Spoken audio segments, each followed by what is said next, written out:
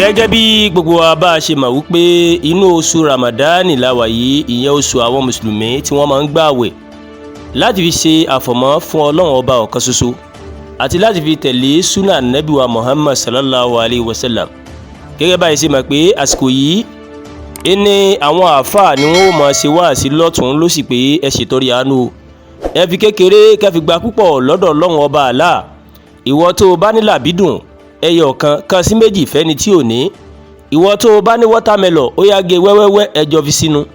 Ìwọ tó o bá lóúnjẹ ńlé pàwọn tí òró ń jẹjẹ fún ọ lóúnjẹ. Àwọn àáfàá wọn ṣe wáàsí láti ṣe olóore. Ìyẹn ló mú àwọn kan náà láti gbé ètò kan kalẹ̀ tí wọ́n sọ fáwọn aláwẹ̀ pé ẹ máa bọ̀ o, ẹ wá máa gba oúnjẹ àwẹ̀. Gẹ́gẹ́ bá a ṣe mọ̀ pé àsìkò tá a wà lórílẹ̀‐èdè wa Nàìjíríà yìí nǹkan le àti jẹ àti mu àti ná àti lò àti gbọ́ bùkátà ó nira.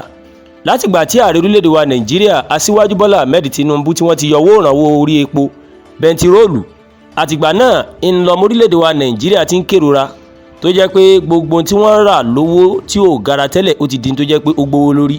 Ráìsì ò ṣe tọ́ lọ́jà, ẹ̀wà ò ṣe tọ́, kódà gàrí tí wọ́n yé sọ fún yẹn nílé ìwòsàn pé ẹ má mu gàrí mọ́, gàrí náà rèé òun náà ti gbówó lórí kókókó. Kí Ọlọ́run ọba Elédùmarè kó ṣàánú fún wa. Wọ́n níbi tó ti wá wò kódà o nínú oṣù Ramadan yìí tó jẹ́ pé bó o bá sọ̀rọ̀ kékeré kan wàá fi gba àdìpèlé ẹ̀san ni. Wọ́n lò ní àwọn kan náà fi gbé ètò kankan lè kódà o ẹ̀yin èèyàn tó kù díẹ̀ káàtó fún ẹ wá máa gba oúnjẹ ìsínú ìyẹn oúnjẹ àwẹ̀. Wọ́n níbi tí wọ́n ti sọ fáwọn èèyàn pé ẹ wá máa gbọ́ oúnjẹ àwẹ̀. Wọ́n lò ní ó fi di pé àwọn èèyàn yìí tẹra wọn pa o. Wọ́n lé èèyàn méje ló gbẹ̀mí níbi tí wọ́n ti tẹ̀ pa. Iléeṣẹ́ ọlọ́pàá ní ìpínlẹ̀ Bauchi òun ló fìdí eléyìí múlẹ̀ ní ọjọ́ ajé Monday tí í ṣe ọjọ́ kẹta oṣù kẹta ọdún 2025 pé èèyàn méje òun ló ti pàdánù ẹ̀mí wọn o níbi tí wọ́n ti ń ti ara wọn lásìkò tí wọ́n ń gba nǹkan àwẹ̀ lọ́jọ́ àìkú Sunday ọjọ́ tó lágbára.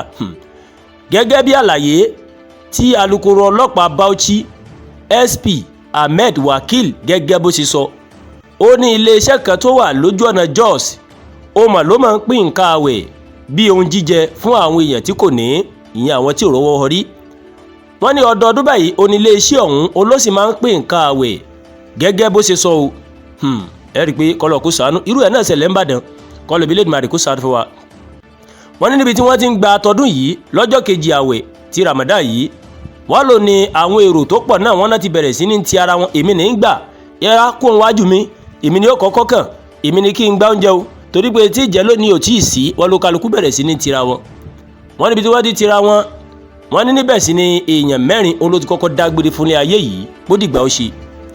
Wọ́n ní SP Ahmed Wakil ó wá sọ síwájú sí pé àwọn obìnrin mẹ́ta míì wọ́n ní wọ́n mà tún kú o látàrí bí wọ́n ṣe tẹ̀ wọ́n pa mọ́lẹ̀ níbi tí wọ́n ti ń gba ọrẹ àánú náà.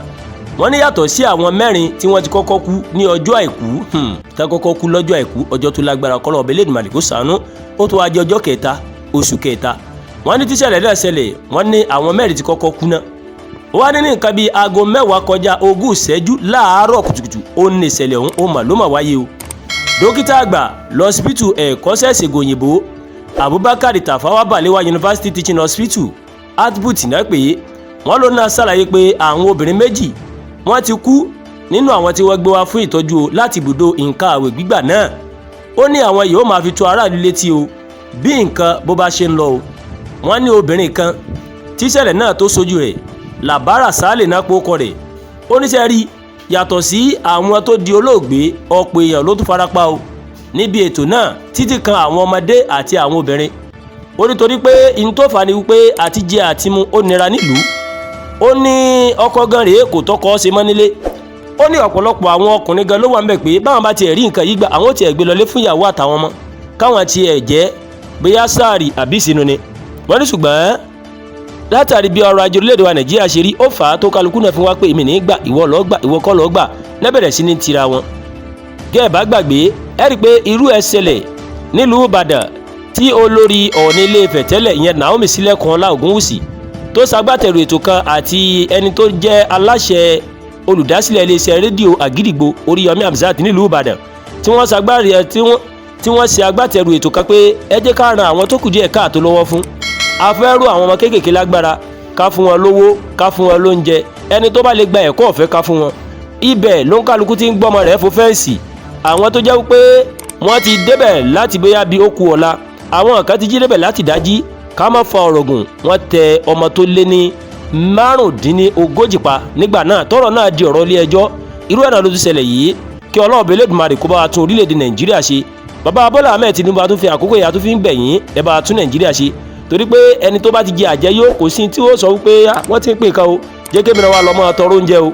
ṣùgbọ́n látàrí ebi tó wà ń lù ìní ló fà tó kálukú náà fi pé mo rọ opportunity kan bì, wọ́n ní wọ́n fẹ́ pé oúnjẹ, jẹ́ kí n lọ síbẹ̀ tó fi di pọ́n tẹra wọn pa. lágbára Ọlọ́ọ̀bá yóò bá tún orílẹ̀-èdè wa Nàìjíríà ṣe. àdúrà gbà Olúwatóyìn olóńkàròyìn sí létí látàárọ̀.